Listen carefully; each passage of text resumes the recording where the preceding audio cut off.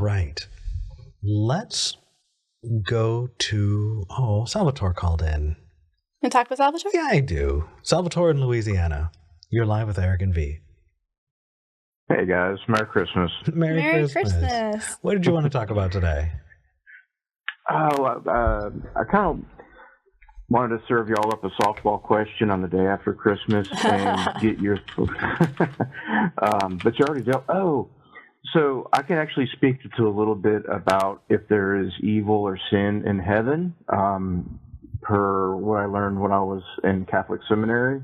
If y'all want to take some time for that, or just get straight to the question. You know, so I've interacted with multiple different views on that in particular, and I found that it really just depends on the person you're talking to, because even if I was talking to a Catholic and I said your doctrine says this, and they go, well, I don't believe that. It's like, oh, okay, well, we're boned. But I appreciate it. Well, it said you wanted to ask about UU churches. Yeah. Well, so I'm a member of.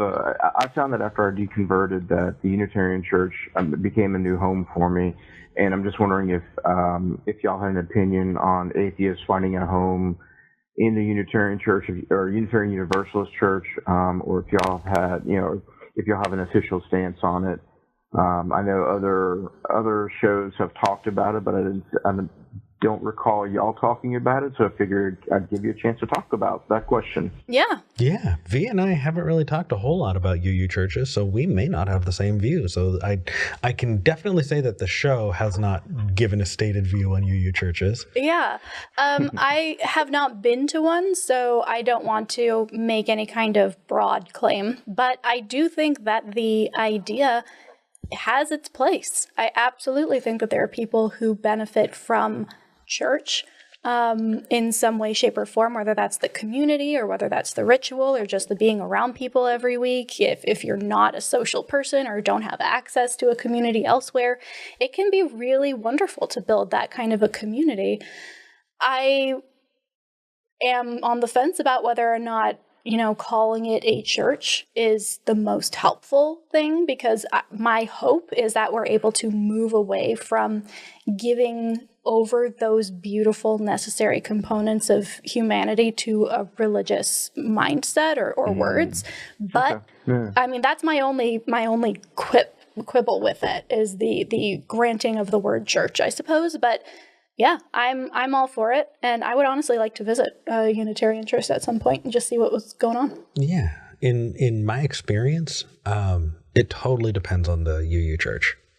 It can vary from place to place. Absolutely, there are some places that really skew heavy into some woo-woo stuff, but then again, it's kind of. It really depends on what you want to get out of it. If you want to go find that community, like V said, if you want to find people who are not going to shove their religion down your throat, that can be a great place. Personally, I'm kind of thorny a little bit when it comes to talking about religion, and I want to talk about it. I want to talk about counter apologetics. I want to talk about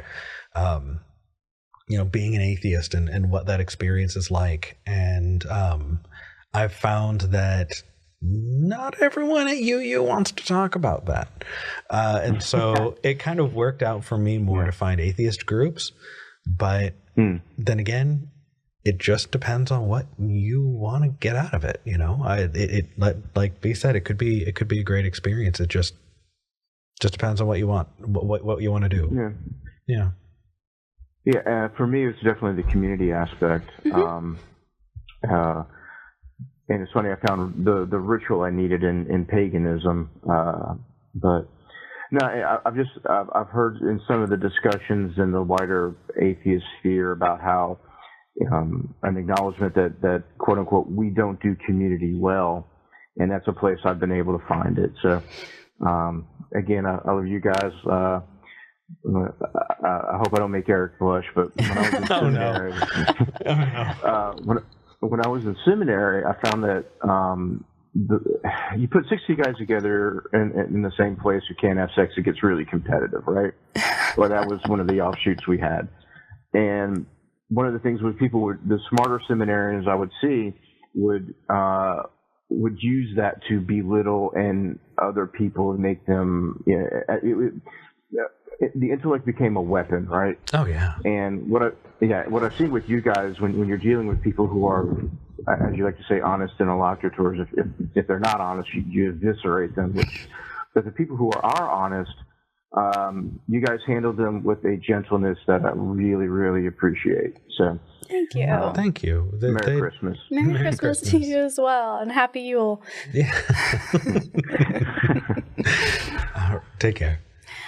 I'm glad for that, because that's what we want to see. We're demonstrating the kind of conversations that we want to see had. Right. And there are going to be the, double finger waving moments where we're like, you're banned. I can't stand you, but for the most part, these are the conversations we want to be having. So we're happy we get to. I also do want to say, I'm never going to tell someone not to go to a place or participate in an event because of the name of the thing, right? So, if somebody comes to me and they're like, I'm an atheist, I agree with you, I go to a Universalist church. Cool. If I go to the church and they're like, and now we're going to all drink this Kool-Aid and ascend to meet the aliens, then I'm going to be like, oh, maybe find another church. But there's room for nuance here. There is. Where you can be supportive of somebody's journey, even if it's not exactly yours. And as long as you're able to agree on what to look for in a good space, Yeah. Then there's no argument for me. No, it makes me think of other analogs. I played World of Warcraft for a long time. I got into Magic the Gathering. I didn't need the people I was playing with to have the same religious views as me. It just was what I wanted to get out of that interaction. Yeah. So